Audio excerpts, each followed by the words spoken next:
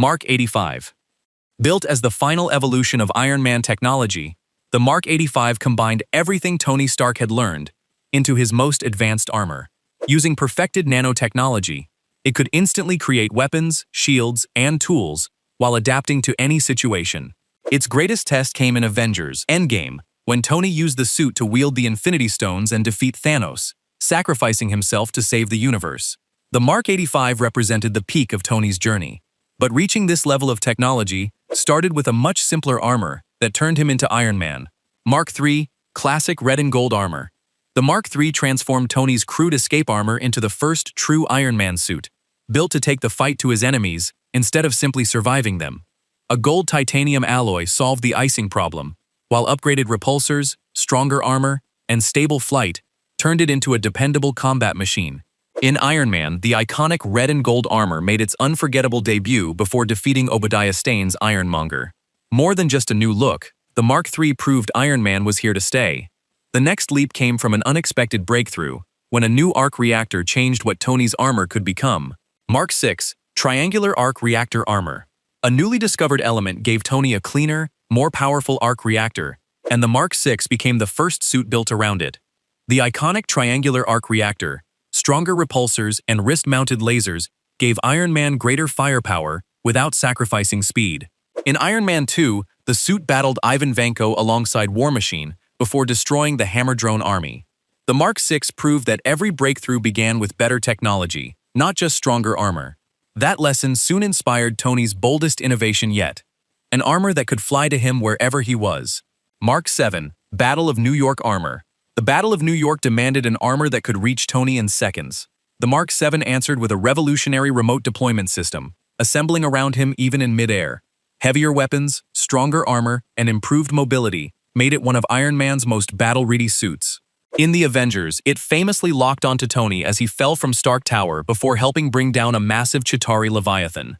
More than a technological upgrade, the Mark VII changed how Iron Man entered battle. But the invasion left Tony with an even bigger lesson. Future threats would require more than a single all-purpose suit. Mark 17, Heartbreaker. The Battle of New York convinced Tony that different threats demanded different armors. The Mark 17, codenamed Heartbreaker, became one of his first suits built specifically for overwhelming firepower. Its oversized repulsor system and heavier frame allowed it to unleash far more destructive energy than a standard Iron Man suit. Although it only appeared briefly with the Iron Legion during the final battle in Iron Man 3, it reflected Tony's shift toward mission-specific designs. Raw firepower was only one piece of the puzzle. The next challenge was pushing Iron Man's speed to entirely new heights. Mark 19, Tiger. As Tony expanded his lineup of specialized armors, speed became the next challenge. The Mark 19, codenamed Tiger, was built for high-altitude flight and rapid aerial maneuvering. Its advanced propulsion system made it one of the fastest and most agile suits in the Iron Legion. Although it only appeared briefly during the final battle in Iron Man 3, it marked another step in refining Iron Man's flight technology. Tiger pushed Iron Man's speed higher than ever, but Tony still needed control at those extreme levels. Mark 21 Midas.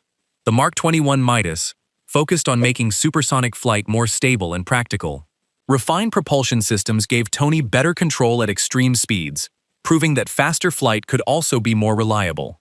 This breakthrough proved that speed was no longer just about power, but precision and control. Mark 40, Shotgun. Years of testing high-speed flight reached their peak with the Mark 40, codenamed Shotgun.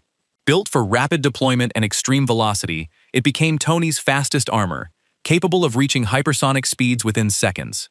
Briefly deployed with the Iron Legion in Iron Man 3, it showcased just how far Iron Man's flight technology had come. Speed had finally reached its limit. The focus now shifted to strength, as Tony began developing suits built for heavy lifting and industrial work. Mark 38, Igor. Not every Iron Man suit was built to fight. The Mark 38, codenamed Igor, was designed for heavy lifting, using oversized arms and immense mechanical strength to move massive objects. During the final battle in Iron Man 3, it helped lift debris and support rescue efforts instead of engaging enemies. Igor proved that some missions called for utility over firepower, inspiring Tony to build an armor for engineering and demolition. Mark 25, Striker. The Mark 25, codenamed Striker, traded traditional weapons for powerful jackhammer arms designed for construction and demolition. It showed Tony was creating specialized armor for problems beyond traditional combat, capable of smashing through concrete and debris. Briefly seen with the Iron Legion in Iron Man 3, it showed how specialized Tony's armors had become. Before long, his attention returned to building stronger suits for the battlefield. Mark 33, Silver Centurion. The Mark 33, codenamed Silver Centurion, was built to deliver greater strength while remaining agile in battle. Enhanced energy output and improved durability let it overpower tougher opponents without sacrificing mobility. The armor joined the Iron Legion during the final battle in Iron Man 3, fighting alongside Tony's growing fleet of specialized suits. Silver Centurion proved power and agility could work together. Next, Tony turned his attention beyond Earth, designing a suit built for space. Mark 39, Gemini. The Mark 39, codenamed Gemini, was built for space missions, equipped with life support systems, radiation shielding, and upgraded thrusters to operate beyond Earth's atmosphere. Briefly seen with the Iron Legion in Iron Man 3, it expanded Iron Man's reach far beyond traditional combat. While Tony was expanding where Iron Man could go, he was also improving how quickly the armor could reach him. Mark 41, Bones. The Mark 41, codenamed Bones, redefined how Iron Man suits could deploy in an emergency. Its individual armor pieces could fly to Tony separately before assembling around him, a feature showcased during the Mansion attack and throughout Iron Man 3. Bones proved the suit could come to Tony instead of the other way around. That idea became the foundation for his next generation of armor. Mark 43. After seeing the potential of modular armor, Tony created the Mark 43 to build a more reliable combat version of the technology. With improved flight systems and individually deployable armor pieces, it became Tony's primary armor in Avengers, Age of Ultron, battling Hydra and later Ultron's forces in Sokovia. Reliable and adaptable, the Mark 43 handled almost every situation. But one enemy demanded something far bigger. Mark 44, Hulkbuster. When the Hulk became too dangerous to stop, Tony and Bruce Banner developed the Mark 44, better known as the Hulkbuster. Massive armor, overwhelming strength, and replaceable parts delivered by the Veronica satellite allowed it to go toe-to-toe with the Hulk. In Avengers Age of Ultron, it tore through the streets of Johannesburg during Iron Man's unforgettable battle with the enraged Bruce Banner. The Hulkbuster proved Tony could build an armor for threats no standard suit could handle. But carrying that much firepower came at the cost of speed and mobility. Mark 45, Age of Ultron armor. The Hulkbuster proved brute force wasn't always the answer. The Mark 45 refined that power into a lighter, faster suit without sacrificing combat performance. An improved energy system and more responsive controls made it one of Tony's most efficient armors. In Avengers Age of Ultron, it became his primary suit during the Battle of Sokovia, taking on Ultron's forces while helping evacuate civilians.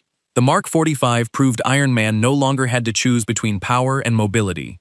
But Tony's next test wouldn't come from alien robots. It would come from his fellow Avengers. Mark 46, Civil War armor. The Avengers were no longer fighting side by side. Built for precision and rapid response, the Mark 46 gave Tony greater durability, faster processing, and improved combat performance. It proved its worth in Captain America, Civil War, where Iron Man faced Captain America and the Winter Soldier in one of the MCU's most emotional battles. The Mark 46 excelled against skilled opponents, but even it wasn't ready for the war that awaited beyond Earth. Mark 48, Hulkbuster 2.0. Facing larger threats once again, Tony upgraded his anti-Hulk design with the Mark 48, also known as Hulkbuster 2.0. Built with reinforced armor, immense strength, and advanced stabilization systems, it was designed for battles against powerful enemies on a massive scale.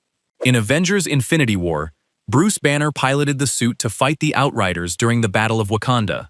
Its greatest advantage was proving the Hulkbuster could protect Earth even without the Hulk himself. At the same time, Tony was already taking Iron Man technology in a completely different direction. Mark 49, Rescue armor. Iron Man technology wasn't just protecting Tony anymore. The Mark 49, known as Rescue, gave Pepper Potts an armor built for both defense and combat. Equipped with repulsors, energy shields, and advanced flight systems, it joined the fight in Avengers Endgame, where Pepper battled alongside Tony against Thanos' army. For the first time, Tony's technology allowed someone else to stand beside him as an equal. By then, he had already created the armor that would redefine Iron Man. Mark 50. Mark L. Nanotech armor. The Mark 50 changed Iron Man armor forever with advanced nanotechnology. The suit could instantly create weapons, shields, and tools while adapting during battle. In Avengers Infinity War, it helped Tony survive his fight against Thanos on Titan.